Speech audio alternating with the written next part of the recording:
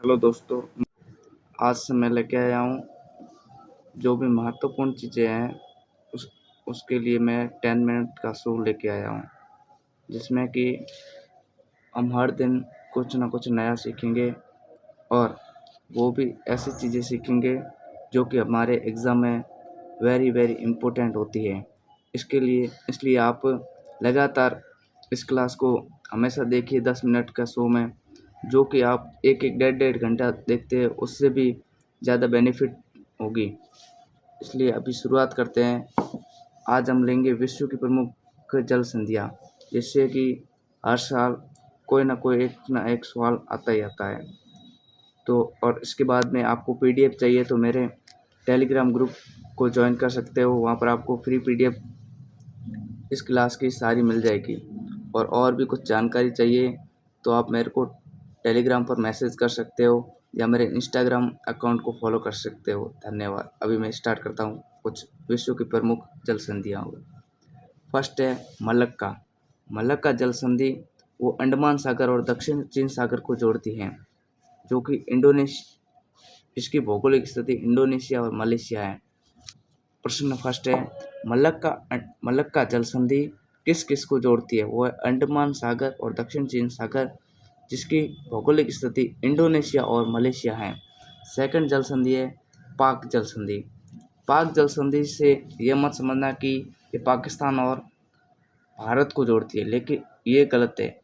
ये जो पाक जल संधि है ये भारत और श्रीलंका को जोड़ती है। सॉरी, इसकी स्थिति भारत और श्रीलंका है, लेकिन इसकी जो जोड़ती है वो मन्नार एवं बंगाल की खाड़ी है। मन्नार और बंगाल की खाड़ी को जोड़ती है और इसकी स्थिति है भारत और श्रीलंका के बीच। इसके बाद थर्ड जल संधि है लुजोन।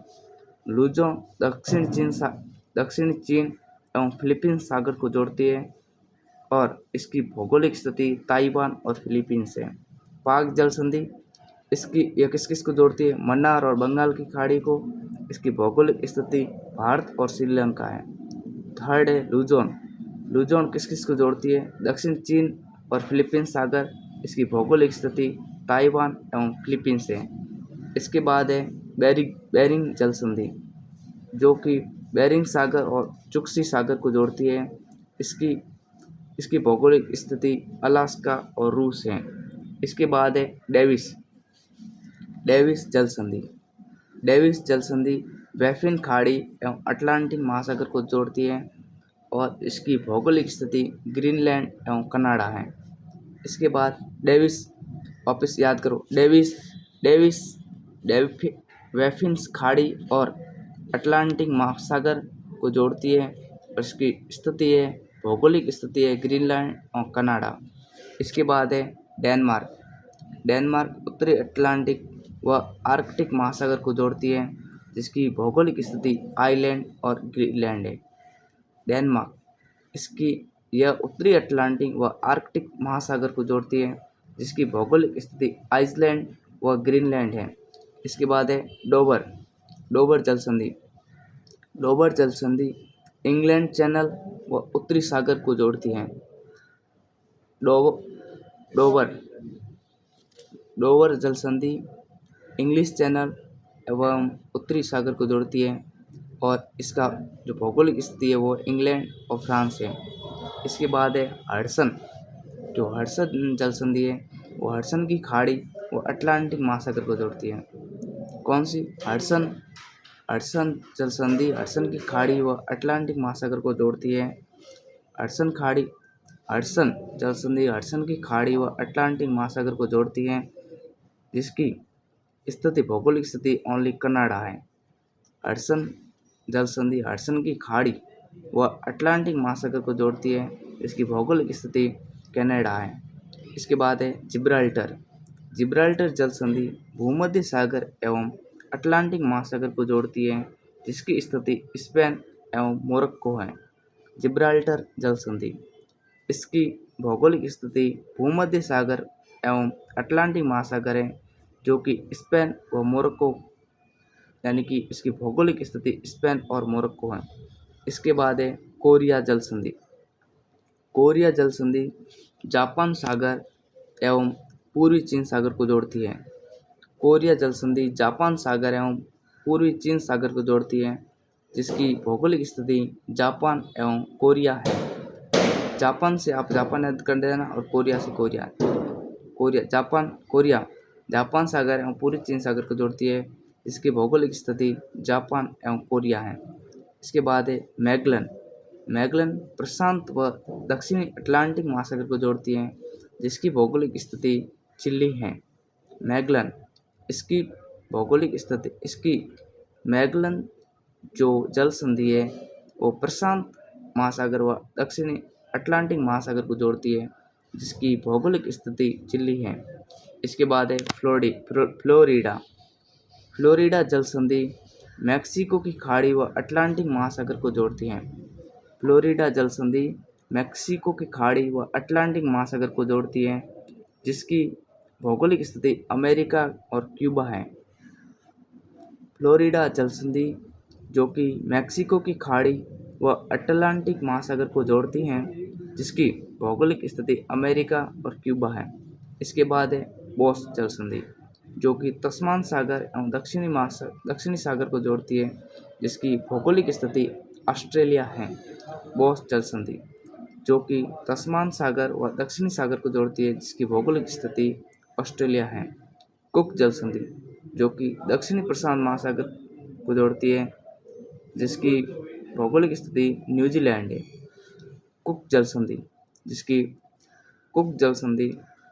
भौगोलिक स्थिति दक्षिण प्रशांत महासागर है, जो कि न्यूजीलैंड, इसकी भौगोलिक स्थिति न्यूजीलैंड है।